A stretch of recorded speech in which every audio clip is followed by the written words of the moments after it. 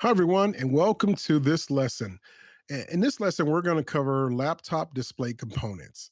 So let's kind of review our learning objectives.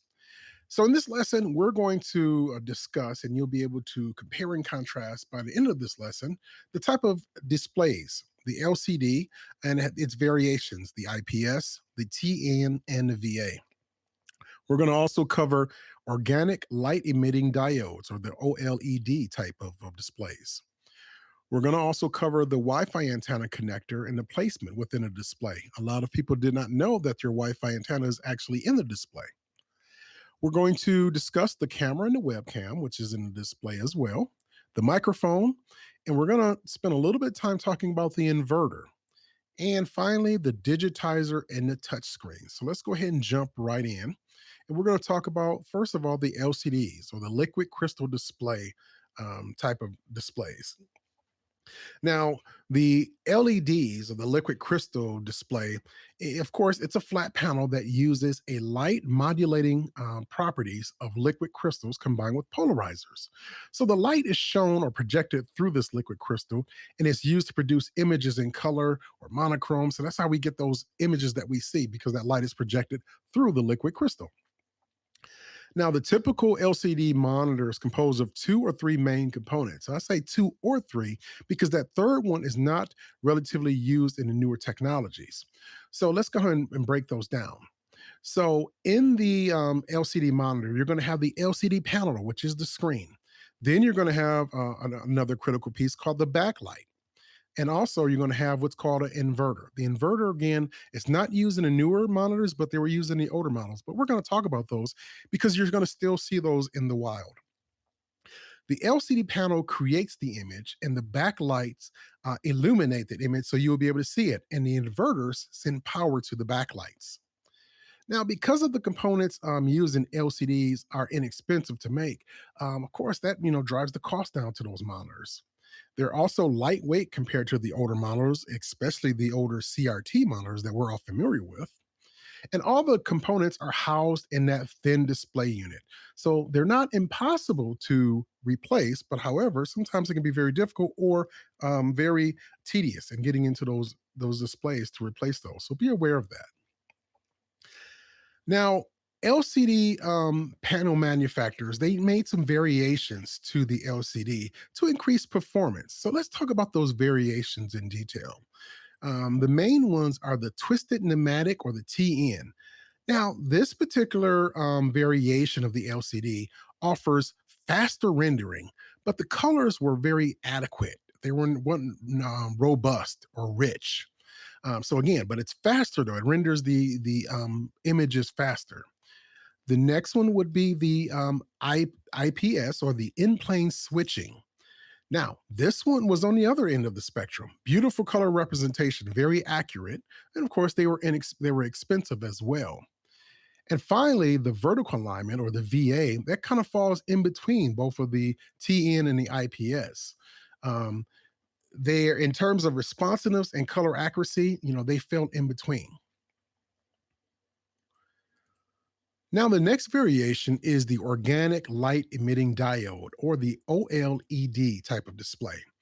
The OLED differs from the LCD in a couple ways. First, the OLED screens use an organic compounds between the glass layers that light up when given an electrical charge. So this means that they require no backlight at all, making them perfect for ultra thin, energy efficient displays. Also with no backlight, the OLED pixels can turn off completely, enabling a pure black, and thus phenomenal contrast compared to the LCD monitors. And OLED has found its niche in the high end TVs, the small mobile devices, smartwatches, smartphones, and also VR headsets. So that's where you'll find those. So let's talk a little bit more about the backlights. Why are they important? What are the differences in the different backlights? So first of all, the first backlight is the cold cathode fluorescent lamps, or the CCFL. Now, this type is an older technology. It was bigger, clunkier. Because it was bigger, because it was more clunkier, those displays were bigger as well. Um, they also had a higher power consumption. Now, the CCFLs used AC electricity, so they required the use of an inverter to convert it from DC, the power from DC, from AC to DC. So it can use this particular component. So, of course, this resulted in more pieces, more parts, and the displays were noticeably bigger as well. And that's when the light emitting diodes or the LED took over. LEDs enable super thin screens like you'll see almost every computer device today, from smartphones to tablets and desktop monitors. Now, a side note here about LEDs. LEDs are used in one of two ways or configurations, and you'll see on the image right there on the slide. The first one is called an edge lit. And what the edge lit is the LEDs or the lights are on the edge of the monitor. You'll notice in some of your older monitors, when you look at it, you'll see it's more brighter around the edges. That's edge lighting. There's also the direct lit. The direct lit is a newer technology where the LEDs are backlighting in the panel. So basically, all the LEDs are across the entire panel, and it gives them more of an even lighting or even and lighting of the display. So the overall uniformity on the direct lit is a lot better than the previous ones. Inverters. We've talked about these indirectly, so let's tackle this one head on. So the inverter is in the LC panel. It creates the image. The backlights illuminate that image so you can see it, and the inverter send power to the backlights that need AC or alternating current electricity. Um, because these were AC, of course, and the inverter is an extra piece. So these monitors or displays were a little bit bigger and clunkier and thicker than the other monitors at that time. They used more power to convert it more, consume more power. So that was a drawback as well. And the newer ones are, are just a lot better as far as without the inverters. Now, troubleshooting tips as far as the inverters. Key things to remember. If the LCD goes dark, but you can still barely see the image under bright lights, you lost either a backlight or the inverter. In many cases, especially with these super thin panels, you need to replace the entire panel and backlight as well. Another tip, if your LCD makes a distinct hissing noise, that's an inverter about to fail and you need to replace that. Be aware the inverter is powered by high voltage electrical current. That can give you a nasty shock, and worse also is that the inverter will retain a charge for a few minutes after you unplug that monitor. The inverter will hold that charge. You have to be careful and be aware of that. And they get very hot as well. So it's better to use if you have to replace it, it may be more cost effective just to switch out for the newer type of displays. So now we're going to dive into other components that's in your display.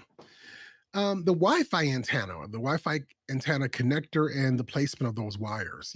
A laptop screen itself presents unique challenges when faced with replacing components inside of that screen. The display has the typical parts that you could imagine, like we just spoke about the LCD and the panel and the backlights and the inverter. But now you have the Wi-Fi antenna. The Wi-Fi antenna is ran alongside the display of the monitor. And this antenna is usually for 802.11 as well as Bluetooth. And you can see from the images here how the thin wire of the antenna looks.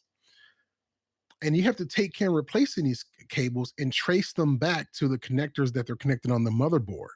And you have to be very careful as well as replacing or removing the panel off the monitor of the display so you're not damaging these wires. Now, because the laptops, when you open up the laptop and that lid of the display or screen is sitting higher, it's a good place for an antenna. So that was one of the purposes or reasons behind putting the antenna cable in the monitor. Because it's one of the highest points. It gets good reception. So you have to take care as far as repairing those and replacing those. And also inside of your display is another component, the camera or the webcam.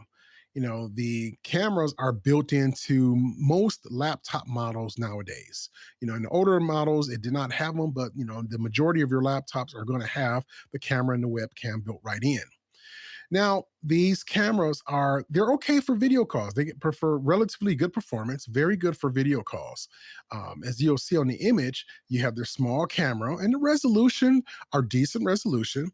And it also has the built-in microphone as well. And again, if you notice on either your laptop or on this one on the image, you'll see a small little hole right there next to the camera. That's the microphone hole. So again, built-in microphone, built-in camera for video calls, chats, and things like that. If you're doing something more like a more professional or a Zoom conference call, or you want a higher detail, you can use an external webcam which produces a better image as well. And again, take care in replacing these cables as well, because they're routed along your display monitor down to the motherboard. The digitizer, and let's talk a little bit about this unique application. Newer hybrid tablets with either a built in keyboard or detachable keyboard have an option to input information directly onto the screen through a pencil like device called a stylus. This is all made possible by something called a screen digitizer. The digitizer receives input using a special surface. When the user presses against that surface with using a stylus, the surface transforms or digitizes those analog movements into digital information. The drawing application receives the information from the digitizer and turns it into the image that you see on the screen. So, as you use that stylus and you apply pressure or you make your designs, that signal is being converted, and the result is the image that you see on the screen. And that is all made possible by something called, again, the digitizer. And the same thing works on a touch screen. The touch screen is basically the same type of screen, but it receives and can sense your input using your finger. The digitizer takes the information from our fingers and convert that to that digital image form, and that's the input that we put in, and the representation of that is the image or whatever we're drawing with our finger. So the touch screen again is just like a digitizer for a stylus, but instead of sensing the stylus, it senses your finger. So that's what you use for the input.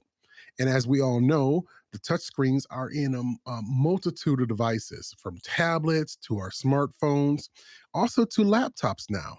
And depending on the application, there's a lot of things you can do with your finger, just like if it was a stylus. Okay, so let's kind of review where we've been in this lesson.